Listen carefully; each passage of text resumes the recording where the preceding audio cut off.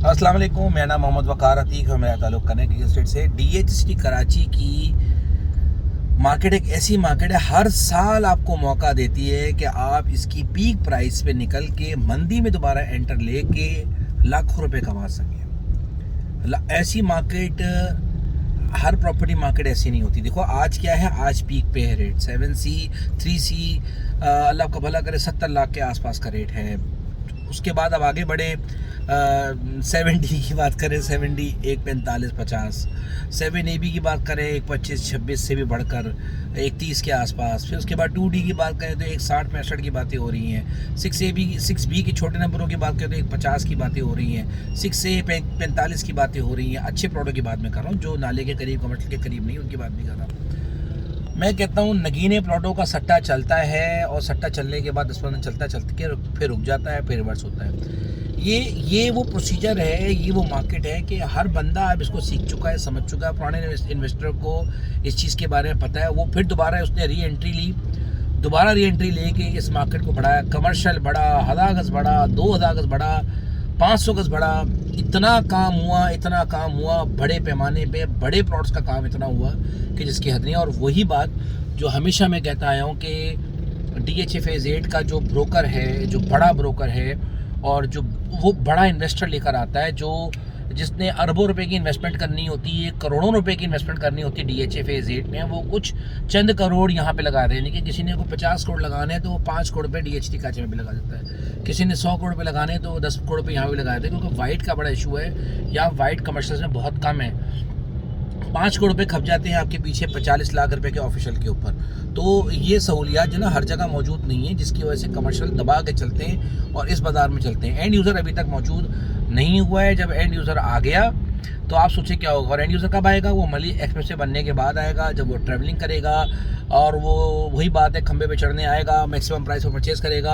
अक्सर लोगों को तो DHT काची का पता ही नहीं है। जब पता चलेगा तो वो बोलेंगे अरे इतना सस्ता और इतनी अच्छी लिवेबिलिटी, इतना अच्छा रास्ता, वो आएंगे।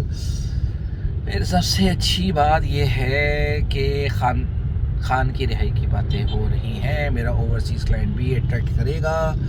और वैसे ओवरऑल देखा जाए तो खान साहब ने हमारे लिए काम तो नहीं किया था कराची में। उनके दौर में इतना काम नहीं होगा जितना अभी ये जो मुस्तफ़ा कमाल या बाकी जो लोग हैं हमारे मुराद सईद वगैरह, जितना काम अभी कर रहे हैं, इतना काम तो खान साहब के दौर में भी नहीं हुआ। बहरहाल उन्होंने हमारे कराची के लिए किया तो कुछ नहीं था, लेकिन भाई क्या करें, लगाव है उनसे, तो लगता है कि वो आ जाएंगे बाहर।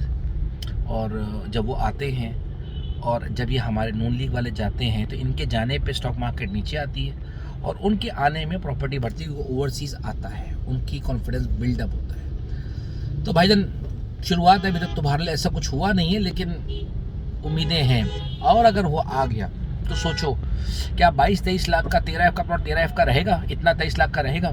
जो पाकिस्तान कराची में कहीं पे भी इस प्राइस में 125 गज का प्लॉट अवेलेबल नहीं है, जहाँ नक्शा वक्शा भी हो। इवन दो जो DHA नॉर्थ में भी जो प्लॉट अलॉट किए गए हैं वो भी 32-33 लाख रुपए का, वहाँ पर भी 22-23 लाख का कोई प्लॉट नहीं है।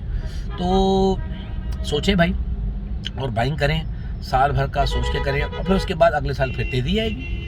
अगर ये तेज़ी से नीचे आ भी गया बाजार तो फिर दोबारा अगले साल तेज़ी आएगी। रमज़ान में आज रश बहुत है, साइड एरिया से वापसी आ रहा हूँ फैक्ट्री से, मेरी पार्टी है, उनके पास जाता हूँ। साइड एरिया रोज़ जाना होता है, फिर वहाँ से भी वापसी आ रहा हूँ। मेहरान टाउन जाऊँगा, फिर अपने ऑफिस जाऊँगा। रोज़ सुबह निकल के रात 12, साढ़े 12, 1 बज जाता है। तो रमज़ान है, अल्लाह के साथ उम्मीद है कि कुछ सुकून आएगा। बहरहाल क्या मामला हैं? मामला ये है कि जनाब 4-5 दिन जो है वो मुझे ऐसा लगता है कि कुछ सुकून के होंगे, और उसमें कुछ चीज़ें हो सकता है हमें अच्छी मिल जाएँ। रमज़ान में तगड़ी चीज़ें मिल जाएँ। 10-15 रमज़ान या 20 रमज़ान तक भी चीज़ें ऐसी हैं जिनकी पेमेंट्स हैं, वो भी हो सकता है शायद मिल जाए। बाज़ार को रुकना चाहिए, बाज़ार बहुत ज़्यादा बढ़ा हुआ है, उसमें हमें नुकसानात होते हैं। क्योंकि 1 करोड़ 25 लाख, मैंने 1 करोड़ 35 लाख का प्लॉट लेके दिया पार्टी को 7D का, वो 1 करोड़ 25 लाख का निकला हुआ था।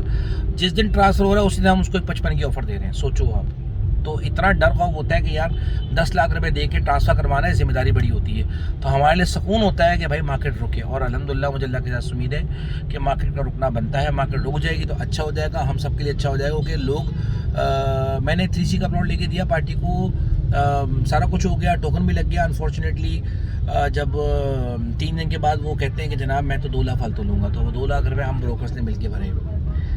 क्या करते हैं, मजबूरी थी। तो 10 लाख रुपये बढ़े हुए हैं उस सेक्टर 3C में। तो हमारी ख्वाहिश तो ये है कि वो और मज़ीद ना बढ़े, वो ट्रांसफ़र पे चले जाए, फिर दोबारा बढ़ जाए। और ये रैली, ये मैं कह दूँ आपको, ये रैली बड़ी रैली होगी। ये 10-15 दिन की रैली नहीं होगी, ये मुस्तकिल चलेगी। रमज़ान के बाद फिर दोबारा चलेगी। मली एक्सप्रेसवे का रूट अगर खुल गया रमज़ान के फ़ौरन बाद या 10-15 दिन के बाद, तो मैं कहता हूँ जो दमादम मस्क के अंदर होगा, आपकी सोच होगी, मज़ा आएगा दबा कर। इन्वेस्टर ही कमाएगा, क्योंकि एंड यूज़र अभी तक एंट्री नहीं ली है, वो डरपोक है, वो डर रहा है। इन रेटों में भी डर रहा है जहाँ 125 गज तो बड़ा ही नहीं है। और पुराने सेक्टर जो पहले के पीक सेक्टर्स होते हैं, सेक्टर 60, 17 सेक्टर, वो तो बड़े ही नहीं हैं। और क्योंकि ट्रेंड चेंज होता है, तो ट्रेंड चेंज हुआ है सेक्टर 3C की तरफ, वहाँ रेट बढ़ा है। उसको देखते हुए सेक्टर 60 बढ़ना चाहिए, वहाँ रेट नहीं बढ़ा। 9C बढ़ना चाहिए, नहीं बढ़ा। 13 ABC बढ़ना चाहिए, वो नहीं बढ़ा। 13 ABC मुझे लोकेशन नहीं पसंद। 14 भी नहीं बढ़ा भाई। 3D बढ़ गया, नहीं 14 भी बढ़ा।